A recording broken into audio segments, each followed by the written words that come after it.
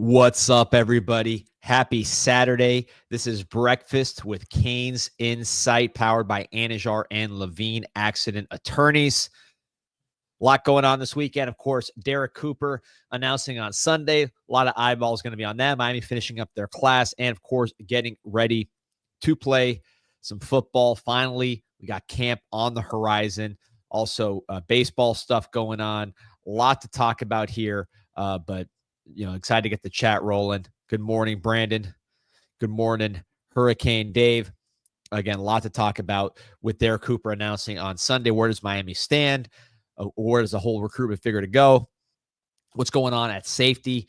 Miami needs to add some numbers there, both on the roster they have now and in recruiting. How's that all going to shake out? We'll cover it all, man. First, talk about some folks that will cover it all when it comes to your accident as Anajar and Levine Accident Attorneys. If someone you care about or yourself has been injured in an accident, you could be entitled to significant compensation. Dial 1-800-747-FREE, 1-800-747-3733. Take back control of your life with Anajar and Levine. All right, Pete's sitting out today, so no hopping in. My guy Hurricane Dave's joining us live from the Mojave Desert. There we go. Green Tree Canine, appreciate you. Hassan coming from the Glass City of Toledo, Ohio. A lot of the usual suspects in the chat. Good to see you guys. Shout out to the villains. My guy Martin Dubé checking in from Botswana. Canes 305 from the Grassy days. We've been doing a lot of kind of Grassy reminiscing. For those that don't remember, that's the predecessor to CanesInsight.com. 7.5 million posts and counting, but actually it would be more if you counted Grassy, which was the predecessor website, Grassy.com, named after the founder, Brian Grassy Knoll. And we've been going down memory lane because we're going down these old recruiting classes that were actually covered before CanesInsight there when Grassy was the spot. So we'll be doing some of that memory lane stuff here later today when we talk about the class of, what are we up to? I believe we are up to 2005. So we'll talk about the class of 2005 on the show today. Last, and when you come to Denver, make sure to check out the Denver Biscuit Company. Go Canes. Appreciate you. I'll be out in Colorado. Is Colorado the Golden State or is that California? I know it's the Rocky Mountain State. Well, we'll be out there in Colorado next week. We'll still be doing shows and talking Canes because there's just too much to get to. Before we get into Derrek Cooper, some questions I wanted to see. JD Carmona, why do you think Brashard and Chris Johnson transferred? Did the offense not fit them with touches, or did SMU just pony up more money? I think that's a better offense for a smaller, more explosive back like that. Not that we can't use explosives. We brought in Jared Pringle to get those big, long runs. But, we really value that size and speed, just pounding teams and then breaking them down. You saw that this year, really three, what I would call bigger backs.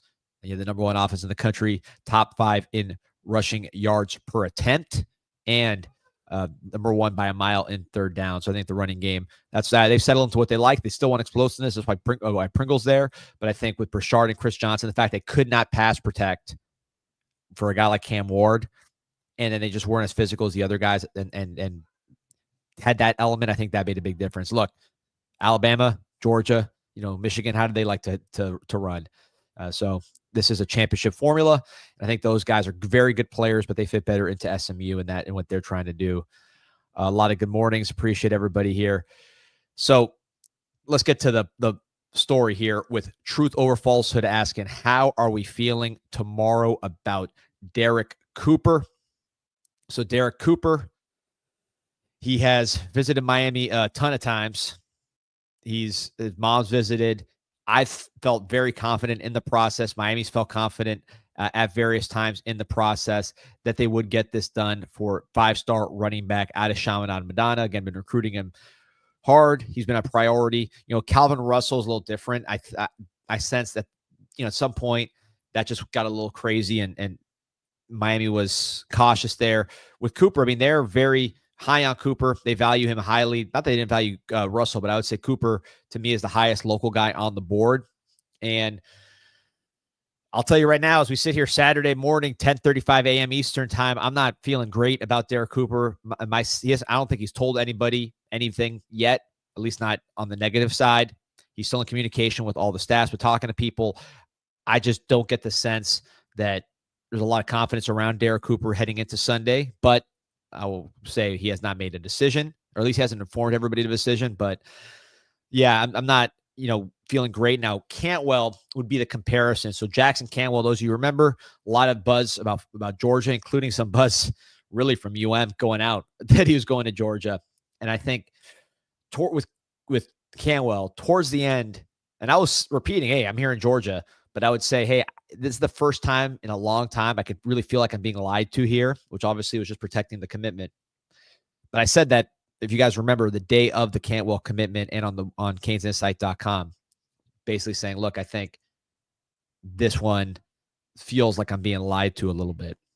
And Cantwell obviously going to the University of Miami. With Cooper, I don't sense that same kind of confidence. But again, I could be wrong. This is recruiting. We will be here. I'll probably tune in live on Sunday if I can, just because it's such a big commitment. We might do a live stream. But right now, if you ask me to pick as we sit here today, I would say that I think Cooper goes to Texas is my view as we sit here Saturday, 10:37 a.m. But again, stranger things have happened. There was a lot of misdirection when it came to Cantwell, so we'll see where it goes. Brandon is saying extremely bad whiff. I mean, look, we'll see when it happens. But if Miami does not get Cooper tomorrow, I think there's no way you could say it other than that's a big, tough loss to lose a Derrek Cooper to Texas. This is somebody who is elite in South Florida. You've been on top of your board for a while. You've recruited him extremely hard. He's got a tremendous combination of size and speed. Reminds me of Etienne from Clemson would be my comp for him, maybe a little bigger. But, top of the line player, local, to lose a guy like that to Texas in year 4, right? This is year 4 of this whole deal. So you've had time to build it up. You didn't expect, I'm sure if you project forward from when we got Cristobal in 2022 and started recruiting well, that we wouldn't be losing guys like Diabell and Derrek Cooper, just assuming he would go to Texas. That's not good. 5-star running back, 5-star quarterback. So there's no way to spin it. Now, that would be a big loss. But here's the question from Kevin Dennis. Is there still communication? Yes, there is a communication. But when it comes to Cooper, yeah, there's communication. So anything can happen between now and Sunday. But I think more than that, if you look at Miami's roster, our starting running backs, let's say 1A, 1B, Jordan Lyle, Mark Fletcher. Jordan Lyle, until deep into the fall, was committed to Ohio State. Mark Fletcher, deep into the fall, committed to Ohio State. Both highly rated local South Florida backs, and you ultimately made the flip. So I'm not saying that's what's going to happen here, and I'm not saying you want what you want if you're a Miami fan is Derrek Cooper to put on a Miami hat tomorrow, Sunday, right? If he doesn't, that's a loss. Now, the real loss is Derrek Cooper wearing a different uniform and taking handoffs, and that would be a tremendous, tremendous loss that you really can't have. So we'll see where it goes. I do think communication is ongoing. This is not a situation where if Derrek Cooper goes to, let's say, Texas, he's contractually bound and he can't go anywhere. That's not a thing, at least is based on my understanding of the situation. So it's more about just got to get it done. Try to get it done Sunday, obviously. And if you can't do that, you better get that flip like you did for Mark Fletcher or Lyle. Because if you don't, this is going to be a tremendous loss. There's no way to spin it. This is year 4. You can't be losing the best running back and the best quarterback. I mean, not just in the state or the city, but I mean, potentially, the South, right? I mean, these are elite players, so you can't be losing these guys. Appreciate you, Canes 305. Yeah, like and subscribe to the show. Got a nice Sunday morning crowd here. A lot of people jumping on. Truth over falsehood. Hood saying he doesn't even know Vita, Texas. It's true. He did visit unofficially, though. Kevin Dennis saying, what are his main concerns? I mean, again, I can't speak for him. And he hasn't made his decision yet. He hasn't told people what his decision is going to be if he's made it. I would say if he's probably made it, but he hasn't informed all the teams of what he's doing. Let's put it that way. So with Cooper, I mean, I'm sure he's valuing, wins. I'm sure he's valuing history of production of first-round picks at his position, things like that. Things that, we as Miami should be. I mean, think of where we were 20 years ago. We should be the number 1 team in terms of wins. We should be the number 1 team in terms of running back production. So we got to get back to being able to sell that. I'm not sure we're there yet. And year 4, you don't want to be losing these kind of battles. So we will have to see how it plays out. But certainly tomorrow, if he doesn't commit to Miami, that's a bad situation. That's not good. And then the real bad situation, is if he's out there wearing a Texas uniform, scoring touchdowns in the college football playoff. That's the really bad situation. Truth or false, says X from Canesville says he's sticking with Cooper to Miami. Look, these guys know Cooper. They talk to him a lot. So I hope they're right. Again, anything can happen. This is Saturday. Sunday's the day. He has not told anybody he's not coming. So let's see where it goes. But if you're asking my prediction right now, my prediction is I think Texas on Sunday, but then Lauren chimes in. He'll be a Cane when it's all said and done. I think that's very possible. And I just use the example of our two top backs, which is Jordan Lyle, Mark Fletcher, same thing. Even a Marty Brown, different process, a portal process, much more condensed. But I mean, Marty Brown was going to Nebraska. He was going to Cal. The crystal balls were flying all different directions, ultimately winds up in Miami. So really all the running backs in Miami kind of had a route to get there, right? At least the top three guys. So something to keep an eye on. Questions about if we miss out on Cooper, where to go running back to Jay Lamar. I think probably still recruit Cooper would be my guess, because he's that kind of player, and you have a track record of having done this before. I mean, let me just pull up, because I'm curious now as I stop sharing. Let me pull up, when did Mark Fletcher flip to Miami? So Mark Fletcher, again, very similarly situated to Cooper. Maybe not as highly rated. He was like the number 100 player nationally, and Cooper's the 30th ranked player nationally, but very highly ranked local backs, big schools after him. So he was committed to Ohio State, and then he decommitted. When did a Mark Fletcher decommit? He decommitted November 16th, and then he flipped in December. So that's 4 months away from now. Jordan Lyle, same situation, committed to Ohio State. Let me just pull up his timeline. Decommits December 18th, 2023. Signs December 20th, 2023. So 2 days before signing day for your starting back. So again, I am not saying that this is what's going to happen. Lance Oreste is a great point. We thought the same thing about DJ Pickett last year. Ended up going to LSU. Absolutely right. I would have sworn if we won 10 games, DJ Pickett would be a Cane. He's not. So, and he's doing great for LSU. So for me to say I know this is how it's going to play out would be a lie. I'm just saying that this is the way it's played out in the past. And if you don't get him on Sunday, which I don't know that for a fact, I'm not picking us to get him on Sunday. We'll find out. Bagging up saying it's harder now than before. I mean, again, contractually, my understanding is this is not a situation where the contract's going to tie him to whatever school he commits to. That's my understanding of the situation. In terms of flips, I mean, you flipped Hayden Lowe last year. He was the highest rated player in your class, 5-star type player. So that was a pretty big flip from a major program, which is for a 5-star player. He ended up basically ranked where Cooper is now. So, I think that's a comparable situation, but we'll see. It's not like you want to be at July 20th. You want to be looking at your 247 commit list and seeing Cooper's name on it. That's where you want to be. So for me to sit here and say, no problem, he commits to Texas, don't worry about it. I'm not going to be very happy tomorrow if he puts on that Texas hat, or Georgia, or whatever it is, Ohio State, Florida State. I think we can kind of disregard. But at the same time, that's not the final nail in the coffin. And you could say that's just kind of hope trafficking or whatever it is. But we saw the same situation play out multiple times. So I don't think that's out of line, particularly running back, just kind of a weird position. Running back they'll turn on the TV and see another running back that they think they're better than, running for a lot of yards behind a good offensive line, and say, hey, I want to play there. And they flip. I think it's just like, or they might say, hey, a guy that I thought was going to stay and block me is going pro, right? These guys, things change over the course of a year. It's hard to predict what's in their heads right now when they commit in the summer, but I think they'll be watching, man, and we'll see what happens. And Nick West says that I only care about Cooper being in the class on National Signing Day. I agree, but look, I'm not going to pretend this was not be a loss, or that we shouldn't be upset or sad if he puts a Texas hat on Saturday or on Sunday. This is year 4. We should be getting these guys pretty clean. So we'll see where that goes. But that's not not an ideal situation.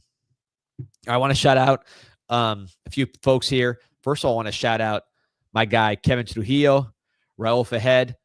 Appreciate you guys listening to the show, supporting what we do here on Canes Insight. So I wanted to shout you guys out, shout out the whole crew at Duffy's Tavern, man. It was awesome being there, recording. Shout out to all those guys. Junior, Jose was all over the TV. You know what I mean? So it was an unbelievable experience out there. So really appreciate what those guys are doing. So what we got here? Question about Texas. Did Texas offer more money or the starting job? I mean, I think Texas is offering him a chance to be the next Bijan Robinson. I think that's kind of where they're looking at, right? So, we'll see. We'll see where the whole thing goes. I'll just kind of scroll through some more questions here. Texas breaking the bank. Texas is paying, but I mean, it's not like we're not paying, right? I mean, we pay too. This is Miami. Everybody, it's funny because like people don't think we pay, like in our fan base, and you talk about us nationally, and everybody's just kind of saying, well, excuse me, well, you guys are just buying everybody. So it's got to be kind of one or the other.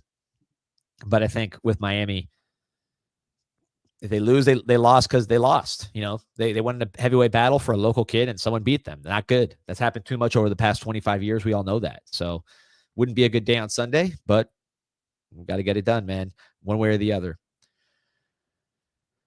Also, I'll talk about the Miami Hurricane team store. So big event tomorrow. If you are a Canes fan, actually, sorry, today. Wow, that crept up on me. Saturday. Let's pull it up here. It is Saturday as we look at CanesConnection.com, CanesConnection.com/CIS, helping put this together. We got a signing. David Blay, Bobby Pruitt, JoJo Trader, Markeith Williams today, 1 to 2 p.m. So you still got some time, 1 to 2 p.m. at the Miami Hurricane team store right in front of the University of Miami. You have David Blay starting defensive tackle, Bobby Pruitt, really exciting linebacker. A lot of people are fired up about him.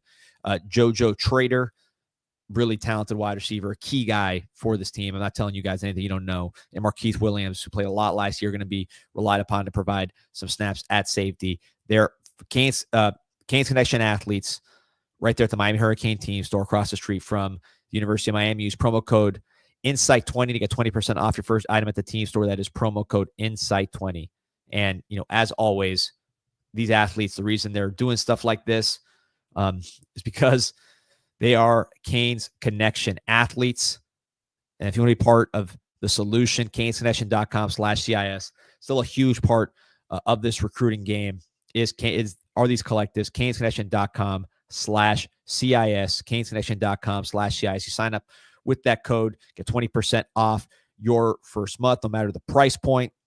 And it's gonna be a lot of content coming during practice because I'll be going to practice, writing, reporting certain guys standing out, things like that, things I can't say necessarily in a public setting, but we could do CanesConnection.com/CIS. So sign up today. Make sure you use that /CIS. You get that access for those Zooms and 20% off your first month. So CanesConnection.com/CIS. Frank Moore saying this year's roster is much better than last. We should have much better season. No excuses. I'm not saying much because Cam Ward's pretty special, but I would say yes. There you go, my guy. Canes 305 wins the private Zoom by the Canes Connection membership on Wednesday. So I'm going to be out of town. I will probably do them right when practice starts because I want to, instead of going bi-weekly like we've been doing, I want to go weekly during practice time so you guys can hear exactly what's going on. I'm not going to be telling you exactly the formations and stuff, which I don't think you want to know anyways, but certainly who's standing out, things like that. CanesConnection.com/CIS. Hurricane Dave said, Kellen Wiley said he's up to 237 pounds on the You Heard pod. Yeah, man, I am hearing that he is a freak. First-round type talent, man. So people are extremely excited about Kellen Wiley, what he brings from a size standpoint, from a speed standpoint, from a mental standpoint. This is a guy people are fired up to see him in action, and physical freak, first-round pick. Him and Hayden Lowe are the guys from that class that really, from a physical standpoint, have caught eyeballs. They just look the part. They play the part. They can move. Kellen Wiley, Hayden Lowe. Two later additions to that class last year. We always thought about Gavin Nix leaving, which hurt a lot. I think it might hurt a lot down the road. Hilton Stubbs leaving in Florida, which I think might hurt a little less. but defensive players leaving towards the end when our defense struggled. But then the guys you got later, Hayden Lowe and Kellen Wiley, are the ones that are being, talking to people around the program, keep getting emphasized as, hey, these guys are like future first round pick type talents. These are the guys you got to be talking about. So wanted to give those guys some love. Bobby T, does the house settlement not diminish Canes' connection? No, it doesn't. I mean, it changes things, but in terms of the importance of it, zero. So the second it does, I'll tell people to stop contributing. But it is a huge instrumental part of the program in many, many ways. Just kind of changes the format, maybe we'll say, but it's very, very important. Armando, death, taxes, and breakfast on Saturdays with D Money. Appreciate you as always, man. I know my guy Armando is all about when he wants his breakfast. The only place he goes, Islas Canarias Cuban Express. He's always tweeting about Islas, posting the pictures of the croquetas, of all the pastries, of the Cuban coffee. That's my guy right there, Armando. I know he knows all about Islas from its origins out there. Where would you call it? I'm not the best with geography. Tamiami, Sweetwater. Where would you say the original Islas would be classified in? I just say out by Belen. But man, that's the father of the whole deal. 40 years plus of the best Cuban food in Miami. Now in the Dayland Dining Pavilion, you get access to that full, legitimate, elite menu. 7 different types of croquetas. And Coach Jenko's asking the question. I have a game tomorrow, Columbus in the afternoon, right by there. Need a spot for some good Cuban food after the game. I was thinking Islas Canarias is a good. Man, Coach Jenko, what a layup. Coach, listen, Columbus is right there. Everyone in Columbus, by the way, is probably going to the same place. You might see the other team and kind of steal their scouting report. Overhear the game plan. Definitely, Islas Canarias. Check it out. Report back. For me, I don't eat meat these days, really, but the pork was always my favorite out there. And then any kind of, the croqueta is world famous. I got 7 different types. 100%. Coach Jenko, go to Islas after that game tomorrow, Columbus, after you guys win, and then give me the report. That's what we need to hear. But 100%, I'm telling the truth. And ask someone at the game. They'll tell you the same thing I'm telling you. Canes 305, Tamiami. I can walk to the OG location. There we go. The lane says, no days off, man. That's exactly right. There are no days off here at CanesInSight. Kyle's saying, you need meat, man. I don't know. So far, so good. I'll eat fish on occasion if I catch it out the water. But yeah, been dialing back, for my heart and just my general energy level. Feeling good. But anyways, so we got my guy Vaughn. What's going on, Vaughn? Live from Duval. Safety position. This has been a position of tremendous need for Miami on the field. You see it last year. Position Miami struggled, particularly with depth. You really ran out of players as you got towards the end of the season to the bowl game. You go in that portal. You get Zechariah Poyser. You get from a Jacksonville State, freshman All-America. You beat Georgia for Poyser. Huge recruiting win. Also Florida in the mix there. He is from that part of the state. You go to Tennessee. You take their starting safety, Jacoby Thomas, a physical striker with some athleticism. Again, this is someone that they wanted to keep. Go and take him. Now you got 2 starting safeties, but you're still trying to develop that young safety so you're not stuck in this problem for so many years. Heard great things about Zechariah Poyser, heard great things about Jacoby Thomas, but you got to prove it. Dylan Day, we talked about before, he's got to get to where he's where we need him to be, which is basically a starter. That's still unproven, great special teams player. Where else is Miami going to get production at the safety position? So before we can get to the current roster, I wanted to go to recruiting because Miami had really 2 guys that we talked a lot about, really, really talented guys, which is the Blake Stewart from Atlanta going to Clemson. Miami fought hard. He visited a ton of times. There were times where Miami looked close there, but ultimately I think Clemson kid, he's just the kind of guy that goes to Clemson. Clemson, they get certain character guys where it's like beyond clean, like guys that are just basically Boy Scouts. And they're very good in places like Atlanta. They get defensive backs from there. When they lock in on these kind of guys, they usually get them, and then they develop them pretty well because they're good kids with talent. That's an easy guy to develop. They end up going to the pros. So this was just a kind of a Clemson guy, which fought hard, but Clemson beat us on that, and that just tip your hat, and we got to win those. And then Devin Jackson, this one to me really stung. Guy from Orlando, committed to Florida under Will Harris. Will Harris comes to Miami. He decommits. You think he got the inside track. He's visited a bunch of times, unofficial, big, fast. I mean, just kind of your physical freak type safety. Goes all the way across the country to Oregon. We'll see if he can maybe flip him back later, but that's not a good situation. So at safety, who else has visited and that Miami's shown interest in? And the name I would go to right here is Cortez Redding, a safety out of Atlanta, teammate of Jontavius Wyman, 4-star corner commit. Cortez Redding himself is a 4-star player, actually rated very similarly to a Blake Stewart. Devin Jackson might be rated a little higher. Tyree Green, another one I should have mentioned from Buford, also Atlanta area safety, ranked basically in this range. He's a great athlete from Buford, visits officially, visits unofficially. Ultimately, you lose that battle to Georgia. Again, you can see why you lost the battle. It's tough competition. You're going to Atlanta, but you're on the losing end. So you got to win one of these battles here. You got to get a safety in the boat. I think with Redding, there's a guy that Miami's liked. Miami saw, they visited him, liked the way he played. His film's outstanding. Again, he's visited twice, so that shows you the interest level. Pretty similar to like a Samorian Wingo who visited unofficially, visited officially, and gets into class.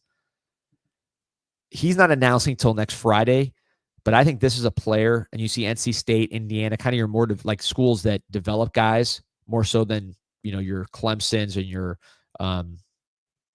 Georgias that are just those blue blood DB programs that consistently produce first rounders. These are more like guys that develop good players at the position. That's your competition for Redding. And I think ultimately this is a player that should be in Miami's class. And I'm not saying should like in terms of my prediction. I'm saying should in terms of like, I think at this point, this is the guy that should be wearing orange and green. You look at the film. The film is really outstanding at a high level of Atlanta football. You see him with the break on the interception. This is an instinctual guy. This is a tough guy. This is a guy that knows how to play.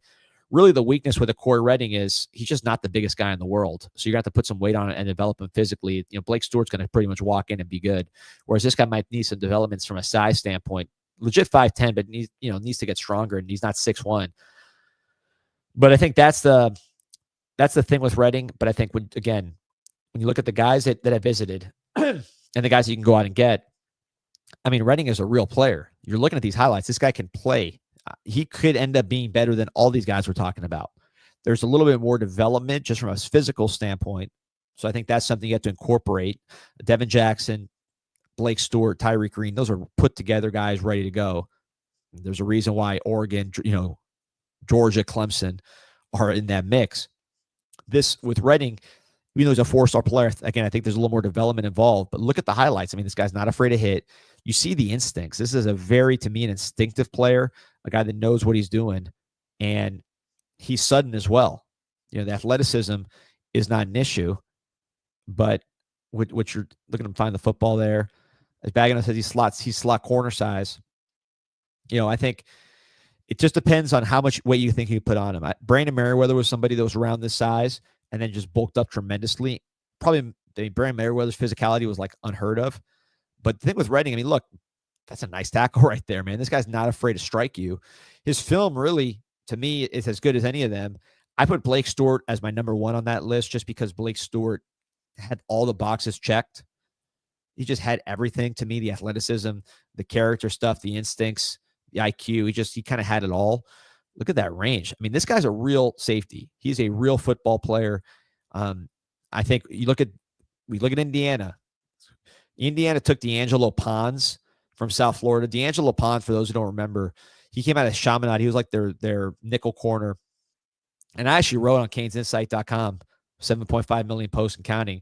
I actually made a post as like my kind of underrated guys from South Florida. I had D'Angelo Pons there, who at that time was committed to James Madison because he was small. That was the negative on D'Angelo Pons. He just didn't have the size, but he had the speed, he had the instincts. And I said, this guy's a sleeper. When he gets the size, he's going to be really, really good. Ended up going to James Madison, transferring to Indiana, now one of the best corners in the country. Some of the Miami would have loved to have kept home in retrospect. But I think Indiana gets guys like that. That was the coach Indiana now who's pursuing Redding was the same coach that got him to James Madison and then back to Indiana. Insignetti, they're nice striking there. NC State, a school that if you look at them, they developed these defensive backs. They just sent, they got rated in the transfer portal. NC State, I think LSU, I want to say, USC, a bunch of schools went to North Carolina to get like cornerbacks and safeties because they just basically raided that defensive backfield. Good for us because we played North Carolina State this year. Good for Carson Beck that all their DBs got poached. But I think it shows you that they're pretty good at identifying guys like this. And then just, they can get them to NC State maybe because they're a little smaller. They're not as ready to just plug and play. But then once they're developed, the instincts, the short area quickness, the twitch, the athleticism, all that kind of plays into it. And it shows up once the weight comes. There you see, he is not afraid to tackle. He needs to gain weight, but there's the tackle part is there. Here you see, again, over the middle. I mean, he has a nice little jolt, but he's got to get stronger to really put some heft behind those hits. But yeah, I think this is a player that when you look at where the safety room is, I would not just let this guy go, in my opinion. I think this is a guy you get in the room, look at him, read and react, make the tackle, especially with the extra scholarships. Get this guy in there. You see him covering the slot. Great instincts there. And if he becomes a slot corner, maybe he becomes a slot corner. I don't know. But this is someone who knows how to play football. His teammates are already on the team. You see it in this film. You see number 3 on the outside, the corner right there by the 40-yard marker. He's that's Jontavius Wyman. He's a 4-star cornerback commit right now. Look at the instincts. Neither of those guys are really that big, but I think both of them, you see how quickly he diagnoses some of these screens. That's one of the keys to being a safety, as everybody listening here knows. It's about being able to see it and trust it. That's such a huge part of playing safety, playing linebacker. And I think Redding, you see him on this play right here. He sees it and he trusts it. So we'll see, man. We'll see. He announces on Friday. I do think Miami's going to get involved here. And you're talking about potential safeties. This would be the first one from a recruiting standpoint that I'd have my eye on. Someone that Miami knows very well. They've scouted for a long time, that they've recruited for a long time. And then I think if you develop him and get some weight on him, he could be as good as anybody. 4-star player for those. I know that's important, and stars do matter. I think you get this guy, keeps you in the top 10, I believe, of the recruiting rankings. Not that matters so much in July, but people do pay attention to stars, and it's not just fans. There's coaches that pay attention to stars too. It's not like coaches don't care what the stars are. They say that. Everybody says they don't care what the stars are, but coaches pay attention to it. Now, they'll like the guys they like, but if the stars aren't where they think they should be, then they'll be upset. I get a question a lot about who do I think could play safety that's a corner right now. Often it's about Damari Brown, who I think he's playing so good at corner right now that he's going to stay there for the time being. Xavier Lucas, similar boat, very fast. Other guys. But to me, as I really study this roster, one guy that I think has a chance to maybe make that switch, and it's not based on like information that he's being switched or anything like that. This is just kind of looking at the whole board and the picture of everything. Name we haven't talked about a lot. Jabari Antoine, 4-star defensive back from New Iberia, Louisiana. In that New Orleans area. He's a highly touted player out of LSU, 6'1", strong, tore his ACL as a senior, which I think slowed some of his momentum, but he is back. I am told he's full go. He's going to play this season, like the whole season. He's ready. So had basically a year to sit out and rehab. This is a guy people are excited about, man. And when I think about his recruitment, and I'll pull up his film right now as we see, 6'1", ranked among the top cornerbacks nationwide, number 13 player, basically a top 200 player by everybody's standard. ESPN has him as a top 100 player, top 10 player in the state of Louisiana. Sophomore year, 11 pass breakups, 5 picks. Only played 4 games his junior year, mostly played quarterback. So I think with Antoine, he has the size to play that safety position, and he's somebody that when he was getting recruited, there were people in Louisiana that said, hey, I think this guy might be a safety. So just kind of me putting it 2 and together. And I found that I got the report that he's healthy. I heard he's a great kid. There you see the size. Look at the arm length. I heard he's healthy. He's there. He's ready to play. I'm sure he's eager to play because you don't come from New Orleans just to sit on the bench. And there you see him playing safety. The more I think about it, the more I say, well, if this guy's already played safety, if he's got the size, 6'1", I mean, this guy definitely has the ability to bulk up. Why not put a Jabari Antoine at safety? He can still play cover guys and do, have the versatility that you want at corner, but why not play him at that safety position? So that to me is a name we haven't talked about a lot because he's been injured, but now knowing that he's healthy, and you see these highlights, man, this guy's got a lot of talent. Now knowing that he's healthy, I could see safety being a potential fit for him.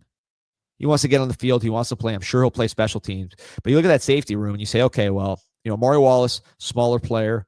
You say Dylan Day could be a good one. By the way, from the same place.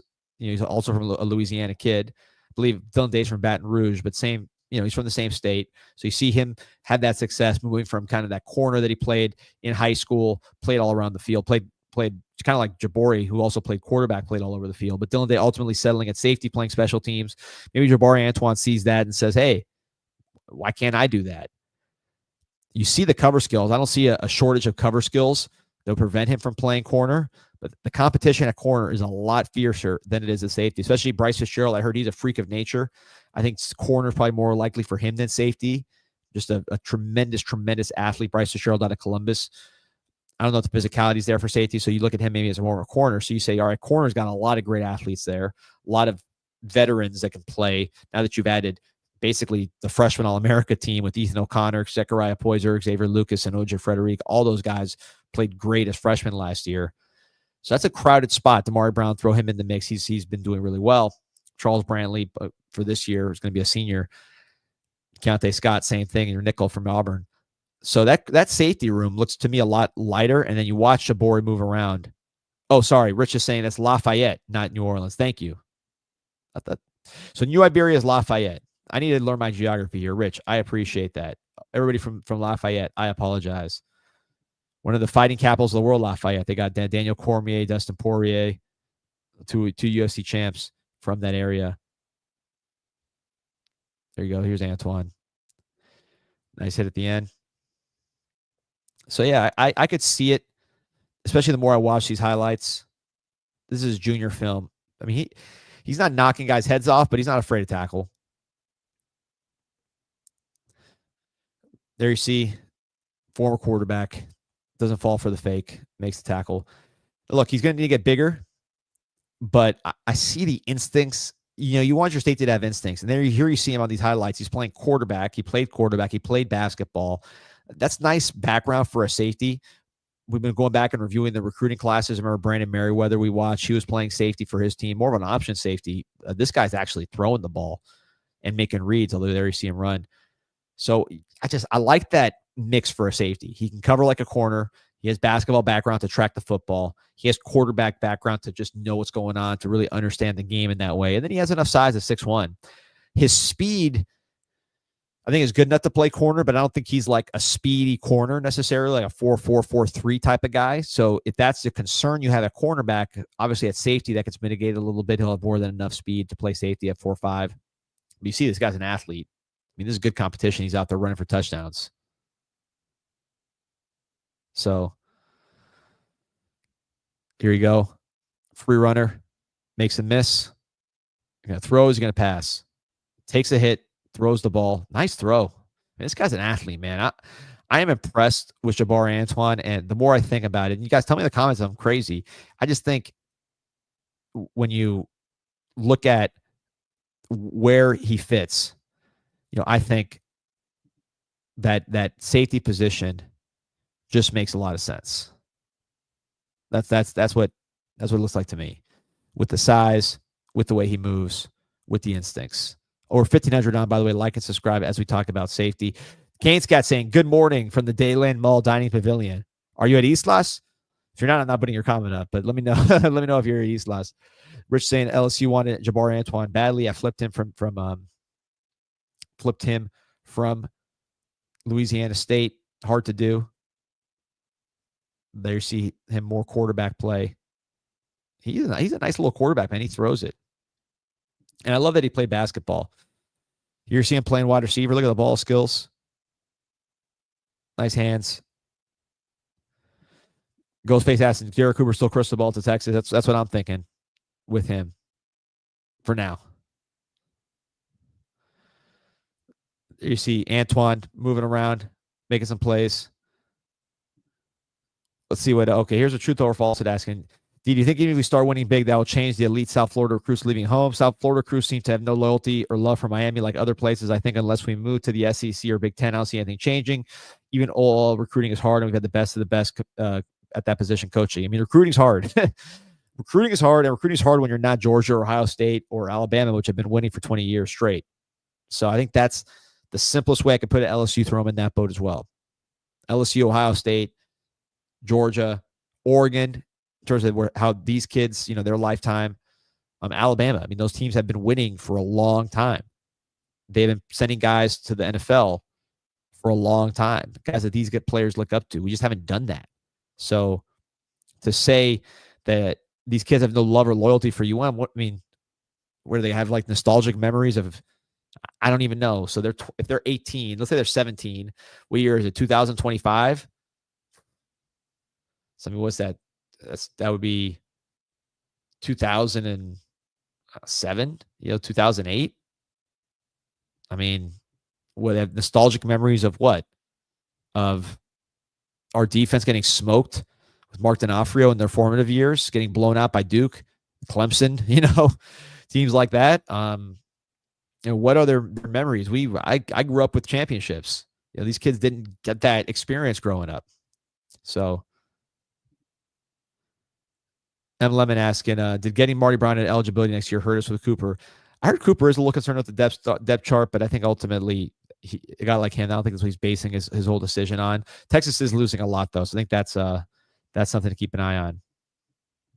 Mel says, keep him at cornerback for Jabari Antoine. He could stay at corner. I'm just, again, you look at the depth chart, that safety depth chart looks a lot cleaner than that corner depth chart, both short-term and long-term.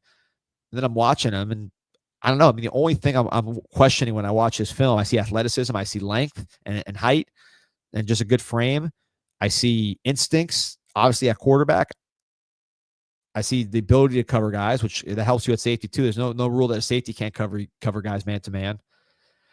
I see ball skills, and he played a little bit at safety as well. So my question is there any reason why Jabari Antoine can't be the answer at safety? I don't see why. I don't see why not. I mean, you see him right here. He's definitely got short area quicks, and he's got instincts. So, and I believe, let me pull up some film here, because I believe Jabari as a sophomore played some safety. So let me see if I can find that tape as well. His nickname is Slime 2, which I'm told is something related to rap, but or Slimito. So maybe someone like a chat can school me on Slimito. Usually Pete would school me on what Slimito means.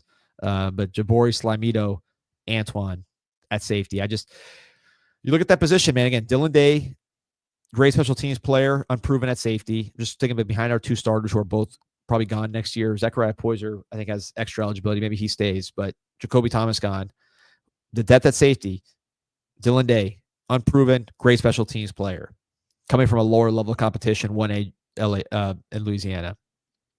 Amari Wallace, not the biggest guy in the world. Marquise Williams, he's gone next year. I mean, who else is at safety? I know I'm forgetting people. Isaiah Taylor, Jason Taylor's son. He has played safety in Power 4 games. He played for Arizona. So it's not like he's like a non-option at safety, but certainly not like a blue chipper at the moment. So here we go. By the way, here's Jabari Antoine. You see the ball skills. I mean, there we go. What a nice play that was. You tell me that doesn't play at safety right there? Here we go. That's playing safety right here. So, I mean, you look at him. He's playing safety on these sophomore highlights, and boom, taking it to the house. I mean, any reason why this guy might not want to do it? Baggino saying he may not want to play safety. In his mind, he may be a CB. Yeah, I hear that. But, I mean, also in his mind, he wants to be a starter.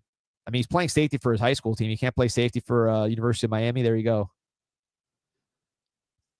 Playing the deep half of the field, too deep safety, intercepts it, takes it for a run. So, look, maybe this is all just nothing. But when I'm looking at the safety position, I'm seeing a Cortez Redding standing there that you can grab who's going to help you. And then a guy right here that you signed last year who's healthy, who I think could, if you get this guy playing as a freshman, maybe he goes into a game against, I don't know, whoever the weak opponent, Bethune this year, I forgot the weaker opponent. He comes in there, he gets an interception at safety, and now you're saying, all right, we got a safety right here. Of course, he can't cover. There you see him outside doing his thing. A little handsy there, but, he can play it. And then we see him play offense. There you see him covering again. I mean, he does have nice cornerback movements, but I don't see any reason why you say this guy's only a corner. Maybe I'm getting told I'm wrong, but just watching him, I see a guy that you line him up in the slot, he can cover guys, and then at safety, he has the ball skills and the range. It's a position you really, really do need help. One of the key positions on the team, quite frankly. So anyway, that's my spiel on safety. I don't know any other names besides Cortez Redding for this year. You're going to still try to flip guys. In terms of in the class, I mean, Amari Wallace got to gain some size. He's still smaller. And right now, all those guys like the Damari Browns and all the guys, Xavier Lucas, the guys people move to safety, I don't see those guys moving, at least in the short term. So where's the answer going to come from? This is one idea, and I heard again, Jabari Antoine Slimito is healthy and playing well. And boom, right there. That looks like a safety to me. Nice tackle. All right, shifting gears. We've been doing a story that a day, basically, which to me is more, it's painful to read, it's painful to write, but it is, I find, very helpful in understanding what happened to us in terms of the recruiting downfall. And that is the segment I'm doing for CanesInSight.com, 7.5 million posts and counting. Sign up today. We got articles. We got the busiest discussions on the planet. We got a ton of stuff going on Canes Insight. But what I'm doing is someone who's followed recruiting since probably 99, 2000, go back and reviewing the classes to understand what happened here. Where do we miss? What are the macro issues? What do the stats say, et cetera? So this is the class of 2005. This is a full Larry Coker class. So Larry Coker took over in 2001, basically a transition class from Butch, elite class, Hall of Famers, the best. Won a championship in 2001. 2002, first Coker class, complete flop. You got some good players at the top, but the body of it, terrible. 2003, same thing. It gets worse and worse every year, culminating with 2004, our worst recruiting class ever in the history of our program. 2005, I think it gets a little better than it was in 2004. So 2004 was the Willie Williams year, the Ryan Andersons, guys like that, Andrew Johnson, just a ton of out-of-state guys that were not good, and local guys didn't make it either. The worst class in history. The only good thing about that 2004 class is you signed Calais Campbell as a Hall of Famer. Everybody else pretty much was bad or disappointing. Class of 2005, still the decline continued here in 2005, but you saw it slow up a little bit. So just looking at some of the numbers, and I use NFL numbers because only 2% of college football players make the NFL. Only 22% of 4-stars. These are already the blue chippers. 22% of 4-stars make the NFL. So I like to look at NFL as a solid benchmark. The 4-year winning percentage of the class of 2005, 56%. Remember, Coker's first class in 2001 that he took over for Butch Davis, their 4-year winning percentage was 88%. So it shows you how quickly, with bad recruiting from Larry Coker, that winning percentage eroded. It was minus 10% for the past few years as far as the drops, now minus 5%. So the descent slows down but continues. You go from 88 to now, after 2, 3, 4, after there's a fourth full class of Coker, you're already down to 56%. 16 total enrollees. 6 of those guys made the NFL. Pretty good ratio, especially on the defensive end, where you only had 10 defensive signees. 6 of them made the NFL. Then the last 2 long, 194 games. Day 1 pick, you really just had 1 star, which was Kenny Phillips. So going down, this is a number 9 class in composites. This class actually ranks similar to some of the classes we've seen from Mario, basically where we're at right now. So look at that as a potential comparison. Got Kenny Phillips from Carroll City. Some of you guys watched him play. Really talented player. Kind of a number 1 safety in the country all year. Goes to Miami. Not that controversial recruitment. You beat Tennessee for him. 59 NFL games, first-round pick.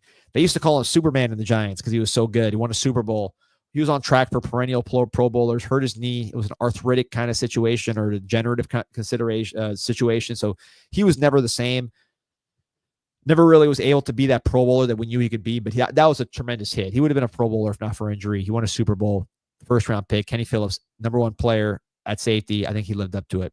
Reggie Youngblood, really talented guy. Mario Cristobal actually helped recruit Reggie Youngblood out there in Dallas, Texas. Injuries with him, but injuries at UM that I think held him back. DeLeon Farr, this one was interesting because we were going to get Martellus Bennett from Texas A&M, who ended up going to the NFL, 10 years, made the Pro Bowl, Chicago Bears. Martellus Bennett was committed to Miami, also from Houston, Texas. DeLeon Farr, and he was a 5-star. DeLeon Farr was the 4-star, high 4-star from Houston. So you had 2 really highly rated tight ends in Houston. Martellus Bennett was coming here, flips to Texas A&M. So we get DeLeon Farr. Turned out to not be the best trade. Martellus Bennett significantly more productive. Chip Taylor can't believe it. 16 signees. Yeah, man, there were some small classes back in the day. It was a different type of situation back in the day. Burstone saying, smash that like button. It's free. Shout out to the villains. He's saying Cooper's a Cane. Hope you're right, Burstone. Hope you're right.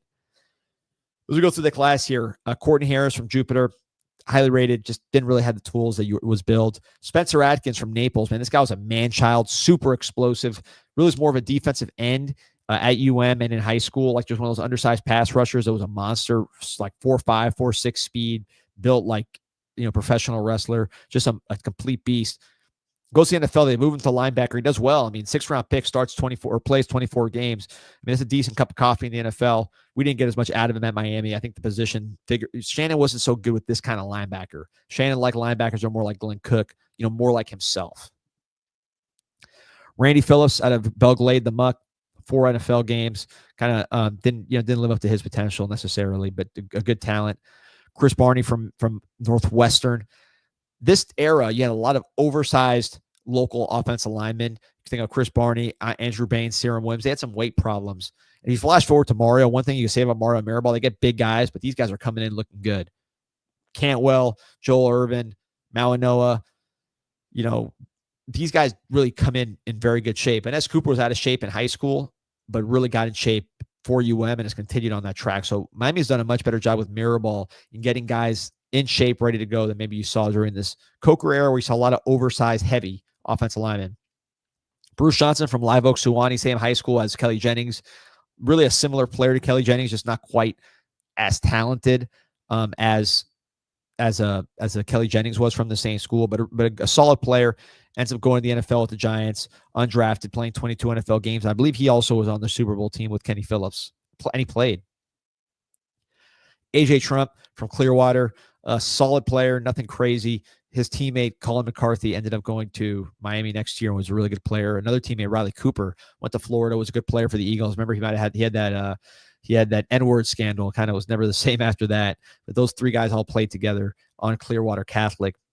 Antonio Dixon, good success story here. Local guy, was homeless for a while, oversized, guy that needed to get in shape, ended up getting in shape, playing 38 NFL games. That's a real NFL career. So shout out to Antonio Dixon. Eric Hughes from Coral Reef never really made it. Matt Pifo, this is, we're recruiting national at this point now, right, with Mario Cristobal. And Kevin Dennis says it right. Arquijo, this Hall of Famer, stud, but it was not his best era recruiting-wise. I'm sure he'd be the first to admit it. But what you saw was when we went national during this time period, we really weren't going national for the right guys. So, there's the idea, okay, now we're going national. Before we were going to local. It just depends on kind of where you're at as a program and how you go national. When you're going national and you're not getting the top guys, that's not really a reason to go national. And if you're going to South Florida and you're getting the wrong guys, it's not reason to stay local. Here, you kind of, with Coker, you've got a lot of both worlds were not good. You lost guys locally you shouldn't have, and you took kind of leftovers nationally. I think Matt Pifo, guy from Iowa, undersized, smart guy, but Iowa didn't recruit him. Iowa State wasn't on him, and you go in and take him to the University of Miami. Reason you're able to get those guys. Iowa and Wisconsin, they get the guys that are good. So we took one there that I think we stretched too far. Daryl Sharpton, Coral Gables High School, really good player, nephew of Al Sharpton, I believe. Smart guy, very powerful, very fast, had a lot of tools. You had Vilma at Coral Gables with a similar background, just like a really smart guy who was very productive as a linebacker in Coral Gables High School right next to campus. So Sharpton was in that kind of shadow a little bit, but played well. Good player, 47 NFL games, 4th-round pick from the Texans. I think we could have gotten more out of him at Miami. I don't know if Shannon was the best guy for Sharpton, because, again, Shannon didn't love these super explosive, powerful beasts like a Spencer Atkins, Arthur Brown down the road, Willie Williams, John Beeson. He was much more about the cerebral types. And Sharpton was cerebral too, but the guys that are like more fundamentally sound. So I think that hurt us with Sharpton, but Sharpton ultimately ended up being a really, really good player. Nick West saying he outperformed his ranking for sure. Yeah, it's a 3-star. Denzel Perryman ended up being very interesting down the road as another Coral Gables linebacker, similar, really smart, powerful, explosive guy. So Coral Gables gave us 3 linebackers back to back to back in the NFL.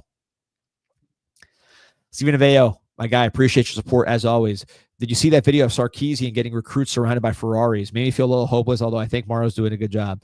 Look, we do the whining and dining as well as anybody. I think Texas's best pitch, if I'm talking to Cooper, saying Bijan Robinson, you want to be like him? You want to play in the playoff that we just played in? That'd be Texas's pitch, and it's a good pitch. Plus, they got money too. Chip, looking at this recruiting class, amateur hour, it really was tough. Dimitri Stewart, Miami was always very high on him. For some reason, we just really didn't have it. Luckman Abdallah going to New Jersey for someone that's not getting a ton of attention from the Penn States of the world. Ohio State, that's a red flag. The Gerald Mabry, oversized guy from Columbus. So I think you saw the out-of-state really struggle. In-state, you took a lot of guys that maybe weren't the best. You did get some good players. I think this class in general was better than what you've had in the leading classes leading up to it from Coker. Maybe you didn't have the Pro Bowl guy up top, although I think Kenny Phillips was that quality. But you had more depth. Signed 10 defensive players, 6 of them go to the pros. That's a pretty good ratio even now. But you look at some of the explosiveness, and I should have, I kind of buried the lead. We signed 0 quarterbacks in this class, 0 wide receivers, and 0 NFL offensive linemen, and 0 running backs. So I got to say that again because I took too long to get to this point. In 2005, we signed 0 quarterbacks, 0 receivers, 0 NFL offensive linemen. That's just not going to be the formula for success, and that's why ultimately I think Miami's offense struggled so badly in the years following this class. Anton Smith was a tough loss from Pahokee, Florida. We thought we were getting the whole way. 5-star players, undersized but explosive back, goes to Florida State, plays a few years in the pros. I mentioned Martellus Bennett. You look locally, the guys that left. I mean, we signed 30% of our class from Miami-Dade County. Forget Broward, just Miami-Dade. But we didn't get the Dade County Player of the Year, which was E.J. Biggers. He's from North Miami Beach, an athlete, undersized. We talked about undersized Cordis Redding earlier. E.J. Biggers was one that was undersized. Ends up going to Western Michigan, bulks up, goes to the pros, starts 34 games as a corner, 34 pro starts. And this is a guy we didn't even offer Dade County Player of the Year. Defensive tackles kind of continue to bleed out of the city. Ricky Jean-Francois from Carroll City goes to LSU, has a long pro career. Jeff Owens from Plantation goes to Georgia, plays well there, ends up going to the pros. So, a lot of guys that we let get away that we really shouldn't have. Reed Flair saying, I think it was a discipline and coaching problem, then talent in Miami like that since Bush left. No, I think that's both. I think you're right. There was definitely this one problem, particularly the prior class. The class of 2004 was really bad from a character standpoint. You had Rashawn Jones, which we know how bad that was. But there was more than that. It was just the class's character, and you had good guys in there, but on the whole, it wasn't where it needed to be. This one, I think, actually is not as bad. It just was lacking. Like I said, no quarterback, no running back, no wide receiver, no offensive line that made the NFL. You can't win with that formula, even if you hit 6 of 10 defensive signees in the NFL. You need something on offense. In a class like this with no offense, you didn't sign guys is going to be catastrophic. There it is. EJ Biggers, North Miami Beach Charger. Yeah, we haven't got a guy from North Miami Beach in a while. I wonder what's going on there. We talked about Max Jean Gillis earlier, who went to Georgia. Rick Flair saying same thing happened to USC after Pete left. Yep, it did. And then it's a lot of things, man. Success is hard to maintain, but at the same time, it's hard to kill success as fast as Coker did.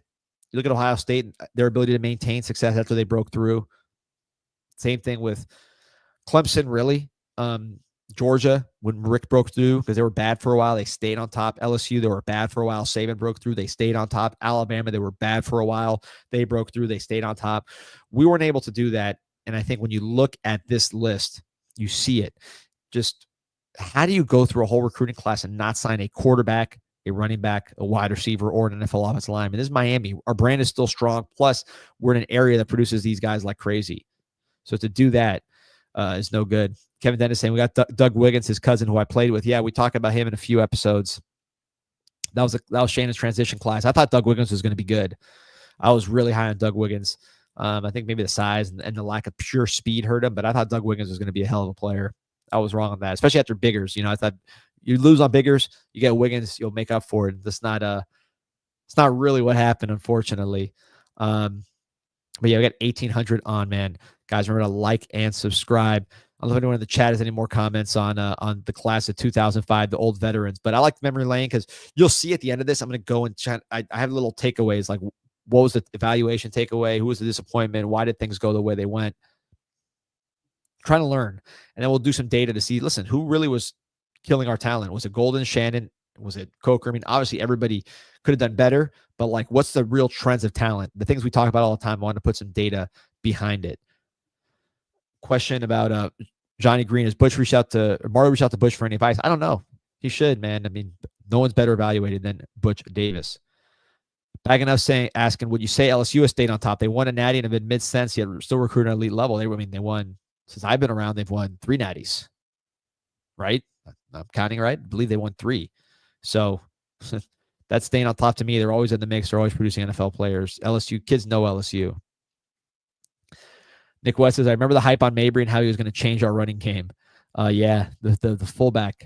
You know, the funny thing is, though, I think this year we have a fullback, a real fullback, which is going to be Elijah Lofton.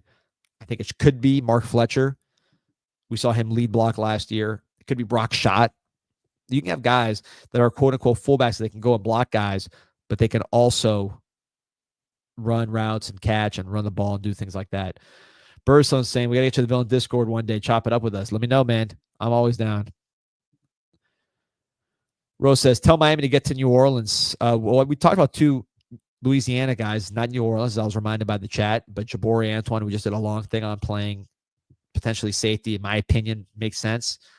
He's from Louisiana, New Iberia. Dylan Day from Baton Rouge. So New Orleans hard to get to with LSU, how they are. You get in there, you get a guy committed or get a guy in your direction, and then boom, they'll flip to LSU in the last second. So that's the hard part about recruiting in Louisiana State. Those guys control it pretty good, and really you see the roots of it in the series. It turned with Marcus Spears, Michael Clayton. Those guys that Miami had a real good shot at. They ended up staying home with Nick Saban and LSU, and after that, LSU goes on to win a championship, and they really start winning those local battles. Before, Miami would go into New Orleans and get guys. We got Ed Reed. We got Reggie Wayne from Louisiana. So we got guys from that state before. It became a lot harder after Nick Saban got LSU back on the map, and now it's extremely hard to get back there. As you see in this class, Ricky Jean-Francois, defensive tackle from Carroll City. I mean, Carroll City couldn't be closer to the stadium, and still guys from that school going to Louisiana State. We'll see LSU be a thorn in our side down the road as you get to Patrick Peterson, formerly known as Patrick Johnson, here in a couple episodes. But anyways, you can read the full article on CanesInSight.com for free, 7.5 million posts and counting. I'm going through every single class to take some lessons learned. So check that out. 1,800 on right now. Remember to like and subscribe to this show. A couple things before we wrap. George Blissett, you see that Brock Schott broke the squat record for tight ends, 560 pounds. Yeah, pretty impressive, man. Beast. He's a weight room monster, very fast too. Burstone says, we're overreacting to safety commits. We were pretty young room. Only guys possibly leaving are Jacoby Thomas and maybe Markeith. Yeah, I mean, those two. We just need more. We need more people there with a chance to play. I think we need more young guys that, you are going to battle Amari Wallace. They're going to battle Dylan Day. We just need more guys there. Johnny Green, bottom line, got to put players in the league. If you're not doing that, kids are elsewhere. Got to continue to do it, man. So we'll see. Pat Patterson up there, Jeremiah. Yeah, Pat Peterson. I said Pat Patterson, the old WWE booker. No, Pat Peterson. He was Patrick Johnson when he was coming out of Ely. Changed his name when he got to the college. But yeah, Pat Peterson, Jeremiah Smith, Dalvin Cook. Those are the 3 worst losses of all time. You could throw in a Bridgewater, Lamar Smith. And I'm wearing down here at the end. Lamar Jackson or Teddy Bridgewater.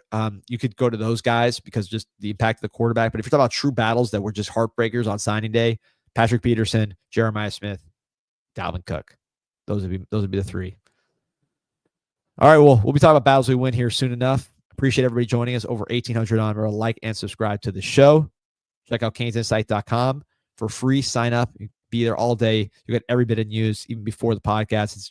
It's on all day. 4 a.m. something breaks. You'll hear it on CanesInSight.com. 7.5 million posts and counting. Appreciate everybody joining us. Like and subscribe. Go Canes.